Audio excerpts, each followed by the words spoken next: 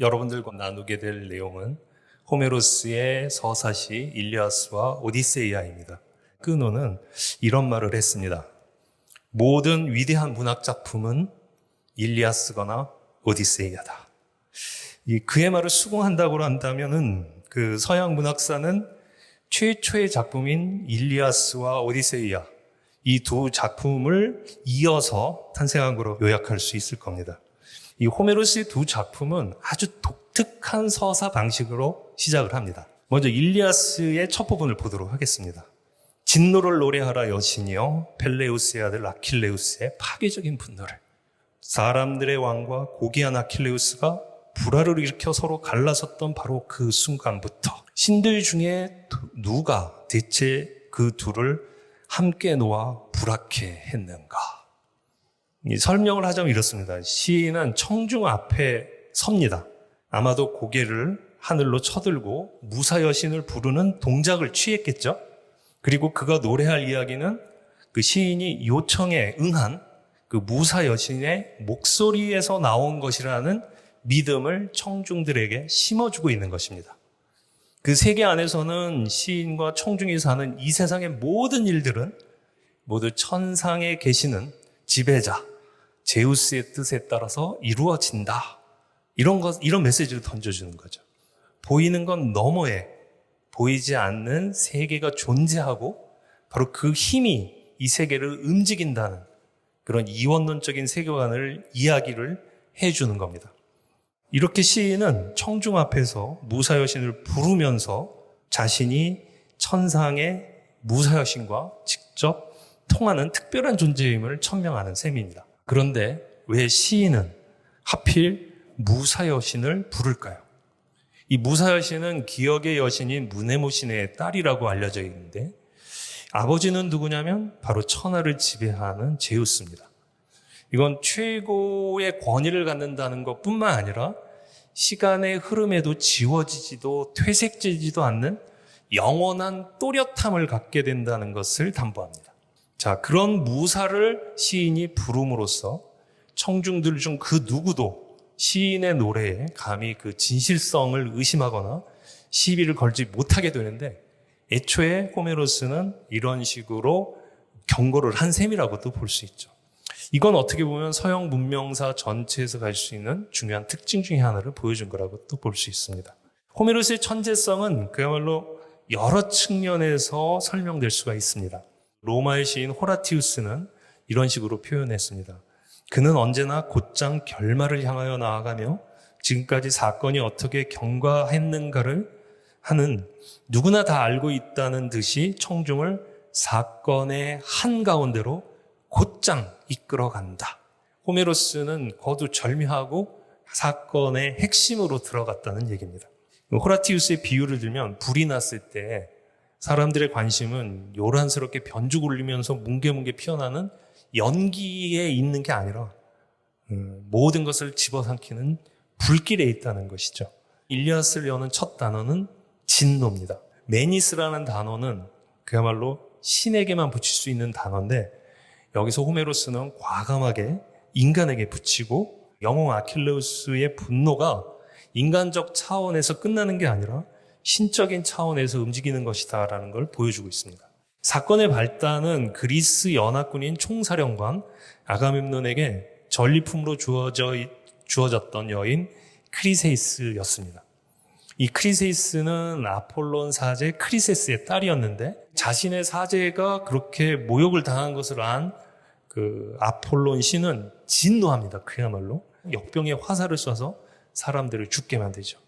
진영이 초토화되고 병사들이 막 쓰러져 죽어가자 이걸 보다 못한 아킬레우스가 나서게 됩니다. 아가멤논에게 그 문제 여인을 빨리 돌려줘라 촉구한 거죠. 궁지에 몰린 아가멤논은 어쩔 수 없이 내가 전리품이 없는 모욕의 상태를 견딜 수 없으니 아킬레우스 너의 여인 브리세이스를 빼앗아 갖겠다 이러면서 몽리를 부립니다. 이렇게 폭발한 것이 아킬레우스의 첫 번째 분노입니다. 어머니 저를 짧게 살다가 롬으로 낳으셨잖아요. 그러면 명예라도 저에게 쥐어줬어야 마땅해요. 위세당당한 아가멤논이 모욕했거든요. 직접 제 명예의 상을 빼앗아 가졌단 말이에요. 이 테티스는 바다의 여신이어서 바다 가장 깊은 곳에 앉아 있었는데 거기서 아들의 목소리 듣고 그 지상으로 쭉 올라오게 됩니다. 여기서 주목할 것은 테티스의 동선입니다. 가장 깊숙한 바다 밑부분에 나와가지고 땅 위에 이르르고 그 땅 위에 이르러서 아들의 분노를 가지고 올림포스 정상으로 올라가는 겁니다. 즉, 그 아킬레우스의 분노는 이제 지상에 있는 한갓 인간의 분노, 지상의 사건으로 그치지 않고 전 우주적인 울림을 갖게 되며 신적인 분노로 격상했다고 볼 수 있죠. 두 번째 분노는 첫 번째 분노로 인해 촉발된 것이라고 할 수 있습니다. 아킬레우스가 가장 사랑하는 친구의 죽음이 배치되어 있기 때문입니다. 자, 아킬레우스가 전투에서 물러나자 테티스의 요청 그리고 제우스의 수락에 따라서 그리스군은 헥토르가 이끄는 트로이아 군에게 밀리고 그리스인들의 영웅들이 속절없이 쓸어가죠. 개와 새의 먹이가 되죠. 이때 아킬레우스는 자신의 무구를 파트로스에게 건네줍니다. 파트로클로스에게. 이게 좀 희한한 장면이죠. 이 무구는 인간들이 만든 게 아니라 신이 만든 불멸의 무구였습니다. 파트로클로스는 또 다른 아킬레우스다. 알테르 아킬레우스라고 할 수 있는 거죠. 또 다른 아킬레우스로 나간 파트로클로스는 결국 헥토르에게 목숨을 잃고 맙니다. 또 여기에서 이상한 점이 또 연출이 됩니다.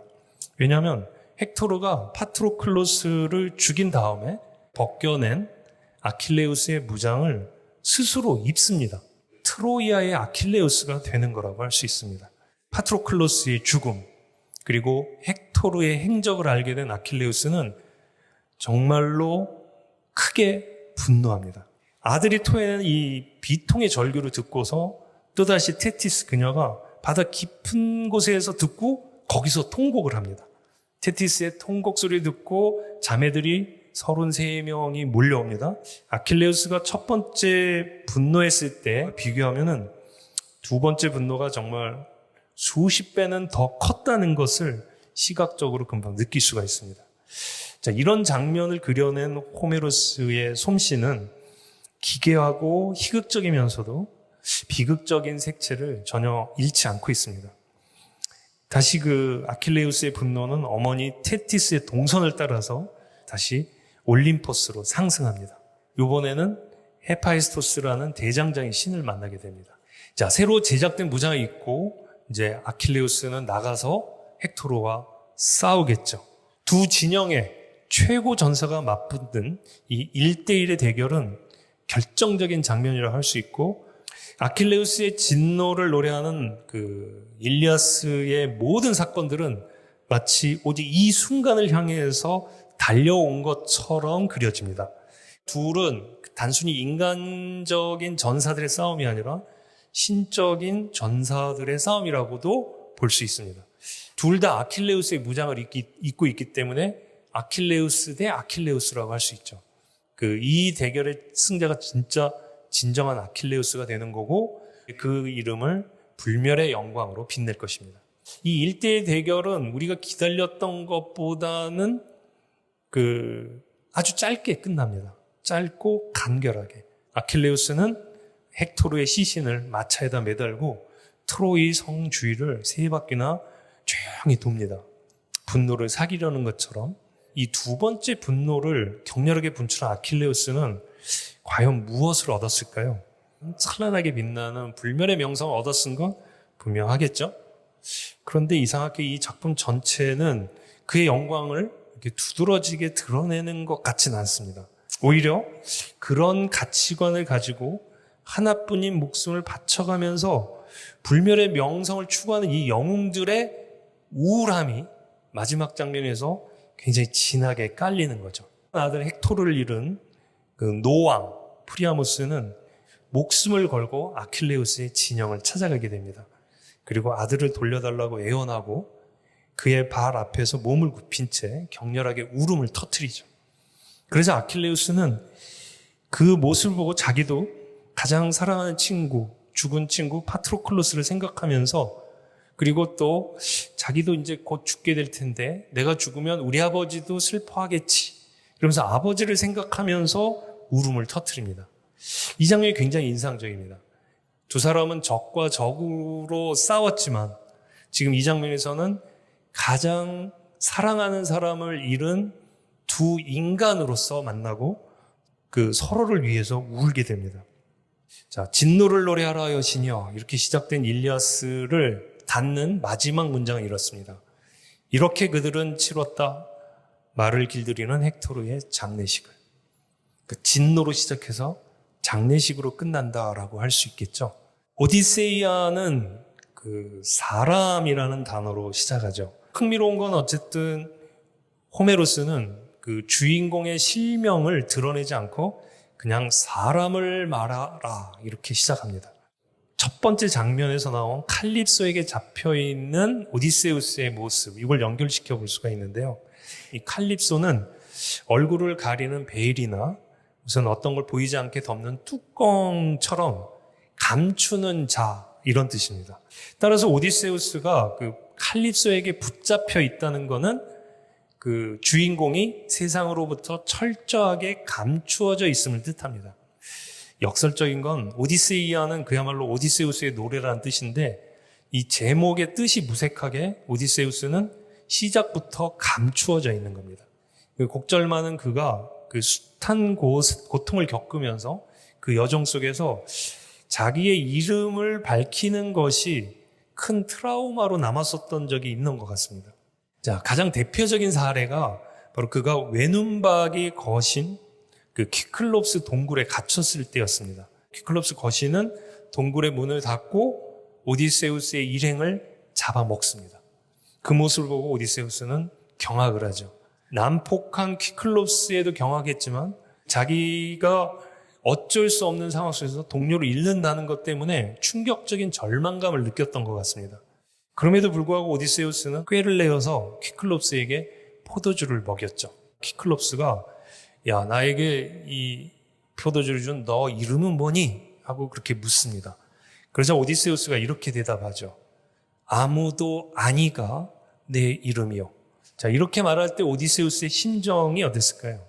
술에 취한 키클롭스가 그 잠에 골아떨어지고 오디세우스랑 그 동료들이 숨겨두었던 그 뾰족한 말뚝을 꺼내서 그 거신의 하나뿐인 눈을 찌르죠. 그리고 그 눈을 찔린 외눈박이 거인 키클롭스가 소리를 지르자 친구들이 찾아옵니다. 근데 친구들은 이제 동굴이 닫혀 있으니까 이 친구 왜 그러는 거야? 그러니까 꾀와 힘으로 나를 죽이려는 자는 아무도 아니야. 친구들은 뭐라고 듣냐면 아무도 날 안 찔렀어. 이렇게 듣게 되는 거죠.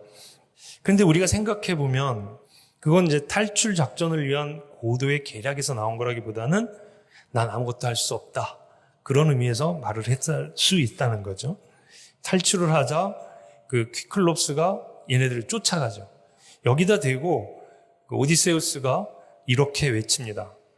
퀴클롭스, 만약 죽게 마련이 인간들 중에 누가 눈이 흉하게 멀게 된 것에 대해 묻거든 도시의 파괴자 오디세우스가 멀게 했다 말하라. 라에르타스의 아들 이타케의 집을 가진 자가 자신의 이름을 만천하에 그리고 키클롭스에게 천명한 거죠. 이야기의 전체적인 그 전개를 통해서 자신의 이름 오디세우스를 회복하고 사람들의 기억 속에 지워지지 않을 이름으로 새겨넣는 이야기다. 이렇게 얘기할 수 있을 겁니다. 그런데 여기에서 오디세우스의 행보에 큰 의문점이 좀 남습니다. 그 이야기는 칼립소의 섬을 떠나는 그 장면에서 포착이 되는데 칼립소는 신입니다. 오디세우스에게 매력적인 제안을 하죠. 당신이 내 곁에 머문다면 신들이 먹는 암브로시아와 넥타르를 주겠다. 그럼 당신도 영원히 살 것이다. 나와 함께 즐겁게. 그래도 고향에 갈 것이냐? 하고요. 그런데도 오디세우스는 영생을 얻을 수 있는 이런 절호의 찬스를 버리고 굳이 집으로, 즉 필멸의 세계로 돌아간다고 합니다. 지금 오디세우스에게는 영생할 수 있는 최선의 길이 주어지고 있는 건데 왜 죽어서 이름만 남는 그런 차선에 매달리는 모습을 보여주는 걸까요? 어쩌면 이게 오디세이아의 비밀을 캐는 거라고 할 수 있죠. 작품 속에서 가장 인상적인 장면을 하나를 찾아볼 수가 있는데, 그 안전한 귀향을 하겠다고 모색하던 그 오디세우스가 죽은 자들이 사는 하데스에 내려가는 모습이 그려집니다. 죽은 아킬레우스의 혼백을 만납니다. 근데 오디세우스가 이렇게 보니까 아킬레우스의 혼백이 너무 행복해 보이는 거예요. 그러면서 야, 부럽다, 당신 멋있다. 그러니까 아킬레우스의 혼백이 이렇게 말합니다. 내게 죽음을 가볍게 말하지 말라, 눈부신 오디세우스여. 원하건대 나는 농노가 되어 다른 이들에게 품이라도 팔고 싶다. 농토도 없고 생계도 넉넉지 않은 사람 밑에서라도 죽어 쓰러진 모든 망자들의 왕노릇을 하고 있느니, 가장 초라하고 어렵고 고통스러운 상태라도 어쨌든 살아있는 것이 가장 소중하다는 뜻이죠. 그러니까 아킬레우스가 하데스를 벗어나서 인간들의 삶에 살고 싶다는 건 보이지 않는 곳에서 보이는 곳으로 오고 싶다는 것이라고 할 수 있습니다.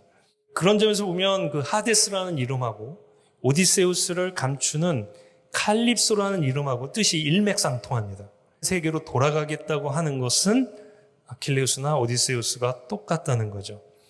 그 불멸의 명성이라는 것도 우리의 삶이 어쩌면 유한하고 필멸하는 것이기 때문에 우리가 갈망하는 것이지, 그것 자체가 정말 주어진다 그러면 오히려 거부할 수도 있는 것이 아니냐 하는 것이 오디세이아를 통한 호메로스의 메시지가 아닌가. 즉 영혼에 대한 갈망, 이것조차도 사실은 유한한 우리의 삶을 소중하게 만드는 유한에 대한 긍정이라고 할 수 있을 것 같습니다.